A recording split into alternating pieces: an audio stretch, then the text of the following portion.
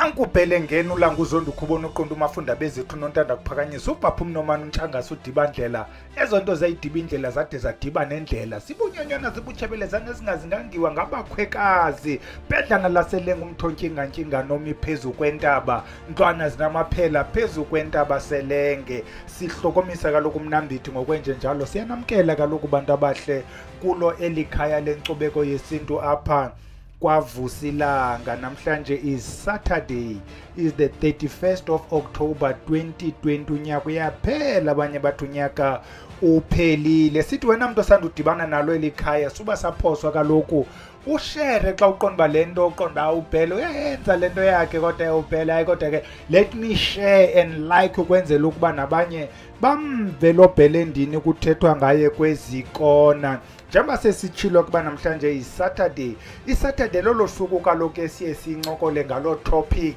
Sidiza amahlebo ngezinye imini siyalumkisa ke apha kweli khaya. Namhlanje itopic esiyiphetheyo siyasaqonda mayihambelane nalo mculo. Sawukhangela umculo omyoli kuba kaloku sifuna uthetha ngezinto ezimyoli, sithetha umuntu ade alale. Namhlanje sithetha ngokukhuselwa kwe-relationship.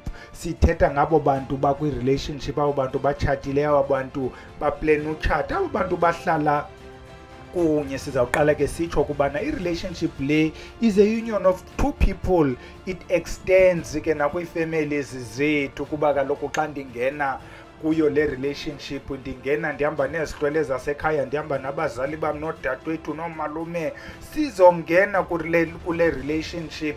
Sithi ke mhla satshatana nalo mntu ndihlala naye sibe siyayiformalize ke loo nto. Kuthiwe ke xa sekuthethwa kuthiwa sandiselene, kuthiwa ngapha ngu-son in law, daughter in law, yabona ngoku songumntana wela khaya. Xa singena ke kwi-relationships, the emphasis eyokubana xa ungena kwi-relationship okanye emtshatweni awuhambi wedwa ngaphandle kwezihlwele zakokwenu, urhuqa amahlahla akho. Uthi xa ufika kuyo le relationship ufike nawo loo mahlahla. Ukuba ubunaso eso sithokothoko sobumnyama esikumisele ubomi, awuthi xa ungena kwi-relationship sishiyeke ngasemva, siyangena naso sikulandele eso sithokothoko. Uve iqabane lakho xa lihleba kwenye ikona lithi yeyi, oko ndangena kule nto ndingene kuyo izinto zam zatsho zamangxi, kwakungenje. Ewe, ndandinazo izinto ezindibangela isimnyama kodwa ngoku hayi, le nto ndikuyo sendirhalela nojika omnyathi ngaske le nto ndikuyo ndibe kanti zange ndibe ndingene kuyo kuba ubomi bam bumile. Zikhona ke ezi zinto ezingawo la mahlahla esizirhuqayo xa singena kwi-relationship. Zininzi ke mntana omhle, sizawubalula nje zibene. Eyokuqala yingxaki yokuba namhlawumbi kweli khaya wena usuka kulo kukhona umntu othweleyo kanye kwakuthwelwe ngoku laa nto yaphayana ekhaya engumoyombi. Kuba uzawufumanisa uba kule mizi kuthwelweyo kuyo noba niphila kakuhle nina nonwabile, abantu basemacaleni abawuthandisisi laa mzi ujongeki kakuhle laa mzi. Noba ninazo ezo nto nizenzayo, nibiza abantu, bakhona bathi hayi utywala ndiyabuthanda, inyama ndiyayifuna, and not leyana yaphayana. Eso sichitho simnyama mgqwaliso nihla ninyuka naso ke usirhuqile ke mntana omhle, wazongena naso kuyo le relationship. Omnye phayana kwikhaya lakhe bekuthakathwa okanye kuyathakathwa, ihambi ifane ke nale yezi zinto zimbi zimdaka zingathandekiyo. Uhamba nayo ke loo nto yaye kokwenu kukho kuthakathwe loo mathunzi mabi. Loo nto uzawufumanisa ukuba nabantwana bemizi ekuthakathwa kuyo izinto zabo azilungi kakuhle de abe umntu uyazilungisa yena. Ukuba ngusisi othile welo khaya kuthakathwa kuyo, xa efika kule relationship uyayikhawulezisa le ndoda yakhe ayenze bupopayirha kuba kaloku ayizuhlala esasithunzi selantu imbi yako kwabo ihamba naye iyamlandela. Ngelinye ixesha ke xa siya ku-number 3 wafumanisa uba ayonto yasekhaya, ungena kule relationship uhamba nento yakho oyinikwe kokwenu, yeyakho ke ngoku either ngweluthweleyo ngweluthakathayo, ifike kule relationship ingadibani nalo mntu ngokwesihlwele sakhe, itsho loo nto i-relationship ingahambeli ndawo. Andiyazi ke noba kufanele uba xa uthakatha ukhangele phaa igwadane elinye igqwirha nithakathe kunye, okanye mhlawumbi abazali xa beyazi uba bakuphathise le nto bakufunele umntu ozawumelana nale nto yakho. Andiyazi noba kufuneka ibe njalo. Number 4 and the last one, xa sithi nje ngaphezulu la mahlahla singena nawo kuzo ezi relationship, omnye wavalwa either phakathi kwekhaya lakhe okanye phayana ekuhlaleni kuthiwe abantwana bakabani bavalwe ngumakazi dade oba uthile makhulu uthile ukuthi bangaze babe nto. Omnye kombelwa loo nto ngabamnelwane, ngabantu basekuhlaleni ukwenzela uba ungaze ube nto. Ufika ke ngoku kule relationship uhamba nayo loo nto ethi ungaze ube nto. Ufika ke ngoku kule relationship into zakho ziyema, omnye akafumani bantwana, omnye ebephangela phambi kokubana abe kuyo le relationship. Ngoku xa sengenile umsebenzi uyaphela.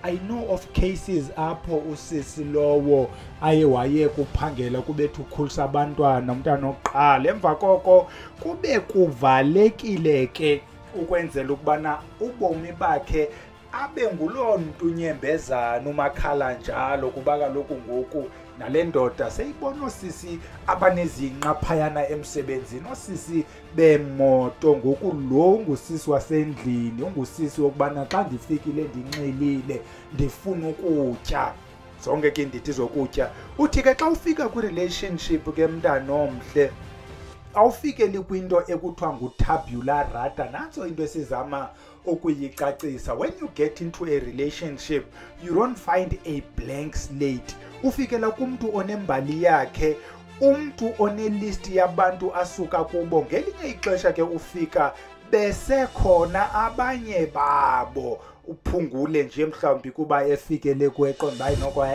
nanko endihamba naye aphungule kula list. The first thing ke is to deal with the problems zala list, okanye ukuba bakhona basekhoyo udilishane nezo ngxaki. Sawubalula nje zibe mbini. Eyokuqala ithi uzawufumanisa ukubana njengokuba inguwe nje lo ukule relationship okanye lo mtshato, i-family members zalo mntu udibene naye azithandi wena ncam.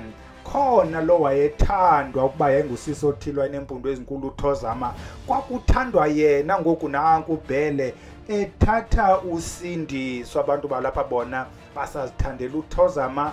uThozama will remain this lingering shadow. Uzawumane ebizwa kwinto ezithile, mane kuthethwa ngaye, abone lo sindiswa ukuba hayi apha ndihleli esitulweni somntu. Number 2, uza kuthi xa usiya kosiyazi uyosabela ukuba sisichitho esitheni esi singapheliyo, uve ukuba naye ukhona u-ex-partner.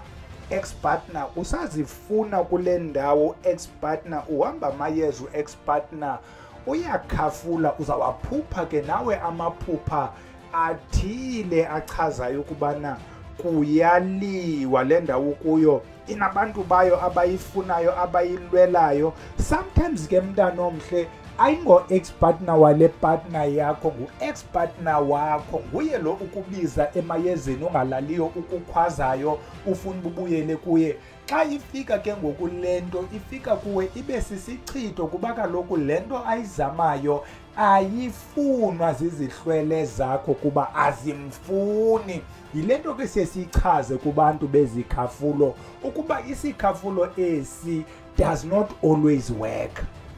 Loo nto ke kuthiwe qala uyohlola phambi kokubana usebenzise isikhafulo, kujongwe ukubana ingaba lo mntu umfunayo umkhafulayo ithini na imeko, ingaba izihlwele ziyakufuna naphayana kuye ukuba azikufuni ke mntana omhle awuzude uzawukhafula kudumba iziqhitsi oko wena ukhafula. Nto siyitshoyo into yokubana we cannot overemphasize i-relationship nokungenelela kwefamily, no can we emphasize into yokungenelela ko-ex-lover kwi-relationship, whether is your lover or the lover of the partner.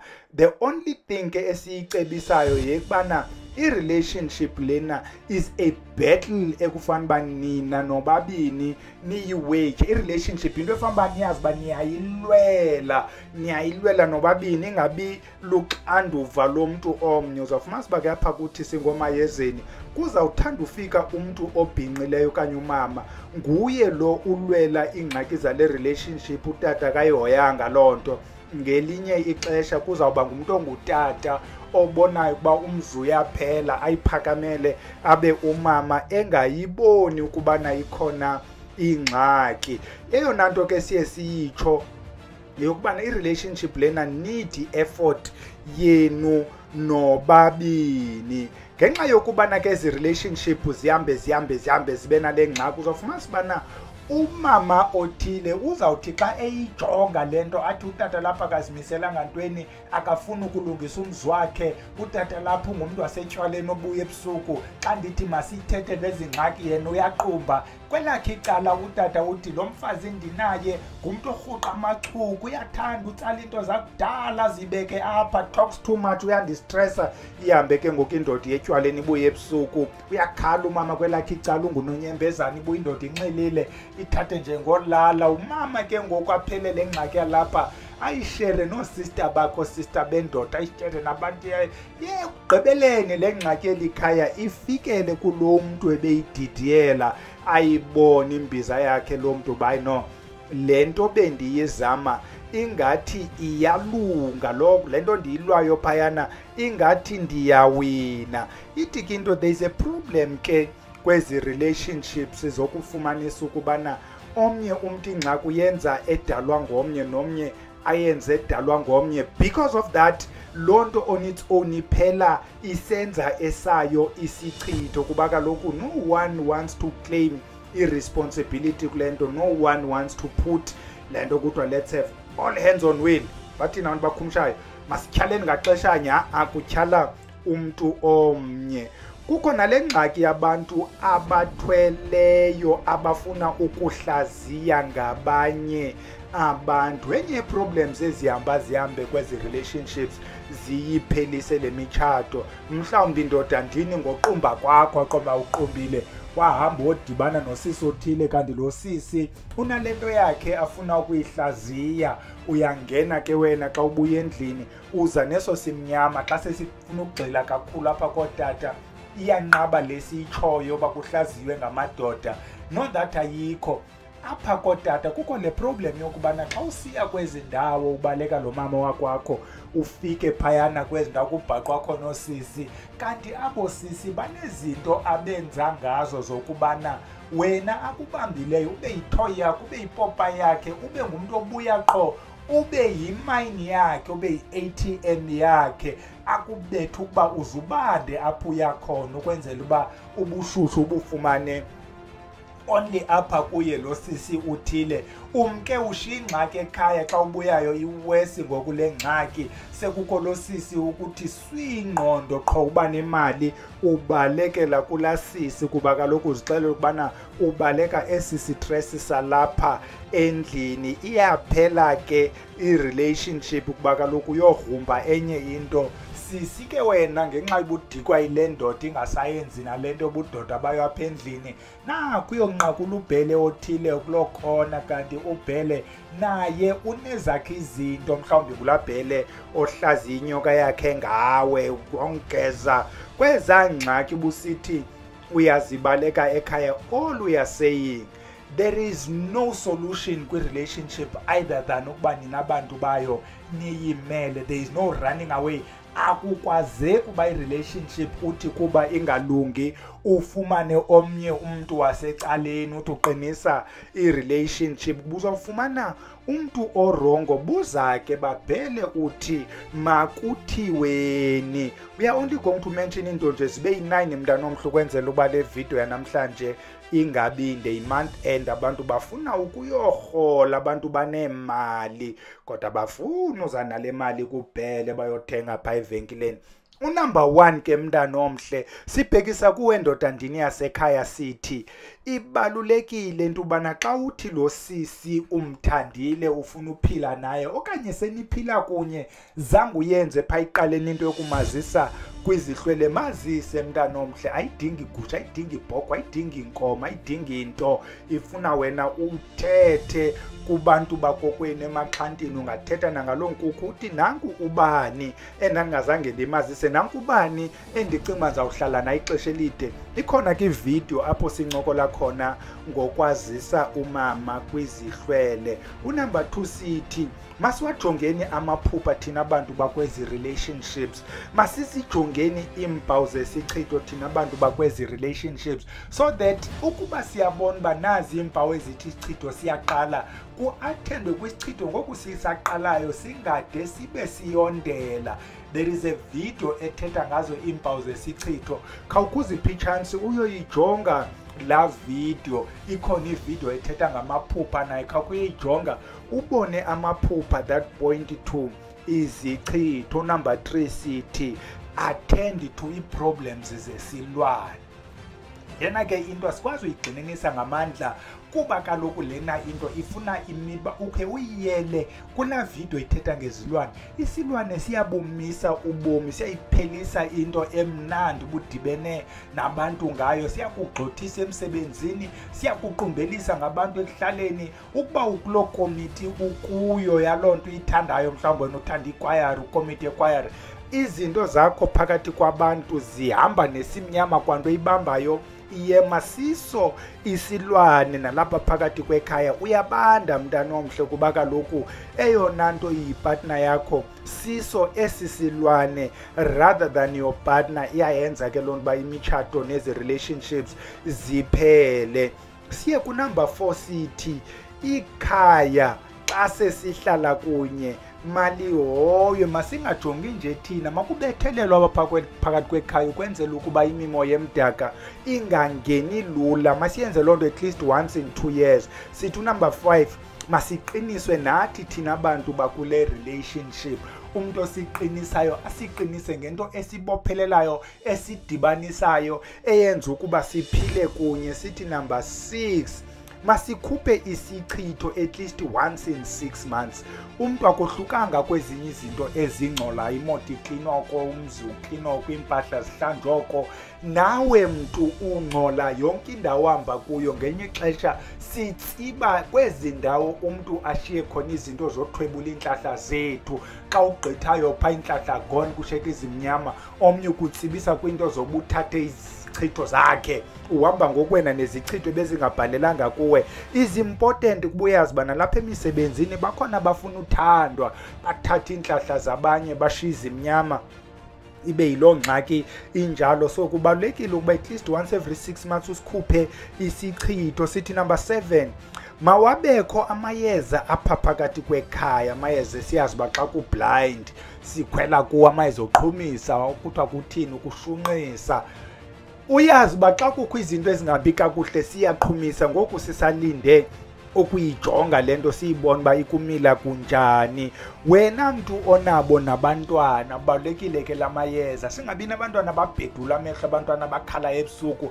Makuchelwe at least xa kukho loo nto singayiqondiyo, omnye once a month at least umane uphekuza nje. Nala mayeza watshintsha-tshintshe ke mntana omhle, ungabethi ngamayeza amanye akwabhele ade aziwe la mayeza. Khawukuye nakugaba, uye nakurhadebe, uye nakudlamini, umane utshintsha-tshintsha la mayeza ukwenzela ukuba nabantu bakulwayo bangade basebenzise la mayeza against wena. Number 8 sithi from time to time masimane sibakhumbula abantu balapha ekhaya, noba kungenkukhu nje mntana omhle, khawuyokhangela laa nto ithetha ngeladi, kuba siyanazi uba ningabantu bemijodwa nifuna into ebiza abantu. Khawukhangele nto, ikhona ividiyo ethetha ngeladi. ayidingi umuntu, idinga wena nalo muntu uhlala naye mhlawumbi xa se nikulo level, ukwenzela abantu abadala nabo simane sibakhumbula, sibanika amandla ukwenzela bakwazi ukusilwela. Unumber 9 and the last one sithi sikhona isibambelelo sabantu abafuna ukuhlala kunye esingadibanisi nezi zinto, kodwa efaka inzipho. Thatha inkwethu lena yapha kuwe ufake, thatha umphantsi wenyawo ugudle ufake, thatha i-underwear uyibilise umfake. Jesus of Bethlehem. Zikhona izibambelelo ezingayifakiyo yonke loo nto, izibambelelo ezingamayeza kuphela, amayeza jwi. Sibambelelo eso okwaziyo wena nomuntu wakho nizosilanda, nisilande, nifike, nifake, nipheke, nabantwana batye, kube mnandi ekhaya, ingabi izizwe ezi zokuba omnye wenu abe yipopayi yomnye. Nantso ke into ebesiyiphethe apha kwaVusilanga kweli khaya lenkcubeko yesintu ethi masizikhusele ezi relationships. Sizayekilale ke bhele ukwenzela ukuba singabisagqitha kakhulu kule ndawo sikuyo. Sawudibana ke ngoMvulo xa sabe siphethe eyaphayana evenkileni, sithi kwabasithumileyo makube chosi kubele xa sitshoyo siyacamagusha.